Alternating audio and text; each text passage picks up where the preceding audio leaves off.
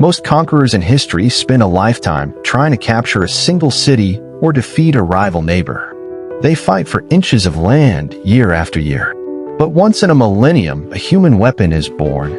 One man took the known world in just 13 years. He marched 11,000 miles. He founded 20 cities that bore his name. And most terrifying of all, he never lost a battle. Not one. We are talking about Alexander the Great. But here is the thing history class often skips.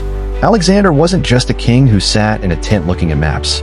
He was a tactical genius who turned warfare into a speed run. He didn't just defeat armies, he broke their psychology. Today, we're going to break down exactly how he did it. We're going to look at the mechanics of his war machine, the hammer and anvil tactic that is still studied in military academies today, and the mindset that made him the deadliest warrior to ever walk the earth. Welcome to History Vanguard. Before we go forward, please like this video. Hit the subscribe button to subscribe to this channel. And most importantly, turn on the notification bell. Thank you. The machine, the Macedonian Phalanx. To understand the man, you have to understand his tool. Alexander inherited an army from his father, Philip II, but he perfected it into something the world had never seen. The core of this machine was the Macedonian Phalanx. In the ancient world, most armies were just mobs of men smashing into each other with shields and short swords. It was chaotic and brutal. The Macedonians changed the geometry of war. They didn't use normal spears. They used the sarissa, a massive pike made of cornel that was up to 18 feet long. That is roughly the height of a two-story house. When the phalanx formed up, they stood in tight ranks, shoulder to shoulder. The first 5 rows would lower their sarissas, creating an impenetrable wall of sharp iron points projecting out towards the enemy. If you were a Persian soldier standing opposite them, you weren't fighting a man, you were fighting a cactus made of iron. You couldn't get close enough to swing your sword without being skewered by 3 or 4 pikes at once. This formation was the anvil. Its job wasn't necessarily to kill everyone, though it certainly did a lot of that. Its job was to hold the enemy in place, to pin them down, to make them struggle against an immovable object so they couldn't look at what was happening on their flanks. And that is where the hammer came in. The hammer, the companion cavalry. While the enemy was terrified and stuck fighting the wall of pikes, Alexander would make his move. He led the companion cavalry, the hetairoi. These weren't just guys on horses, they were the ancient equivalent of a tank division. They rode in a wedge formation, shaped like a triangle, with Alexander himself at the very tip of the spear. This wedge shape allowed them to smash into enemy lines at a specific weak point, cracking it open like a walnut. This is the classic hammer and anvil tactic. The phalanx holds the enemy, the anvil, and the cavalry smashes them from the side or rear, the hammer. At the Battle of Gaugamela in 331 BC, this tactic changed history. Alexander was outnumbered massively.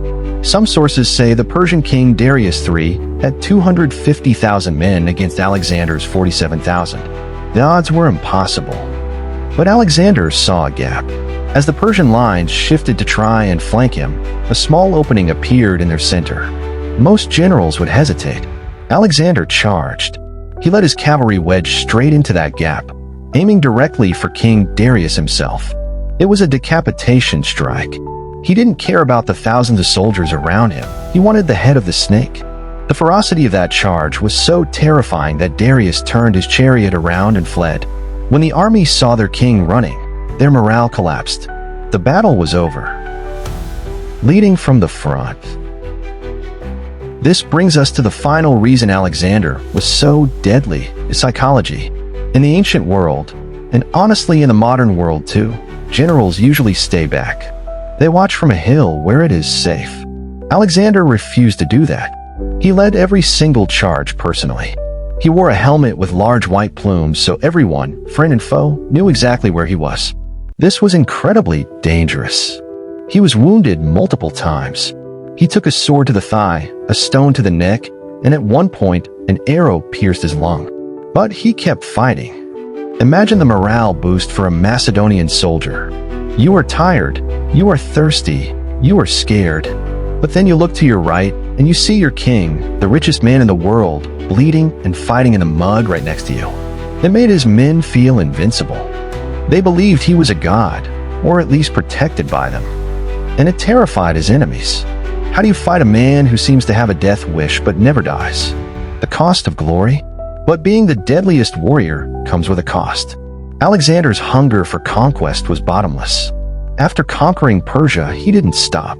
He pushed into India, fighting elephants in monsoons. Finally, his own men, the same men who worshipped him, refused to go further. They were done.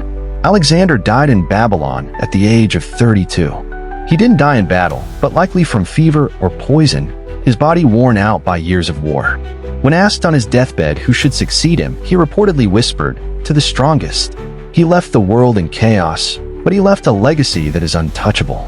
He showed that a smaller force with superior tactics, speed, and a leader willing to risk everything can dismantle an empire. He was the hammer, the world was his anvil, and for 13 years, he reshaped history with every blow. Please like this video. Hit the subscribe button to subscribe to this channel. And most importantly, turn on the notification bell. Thank you.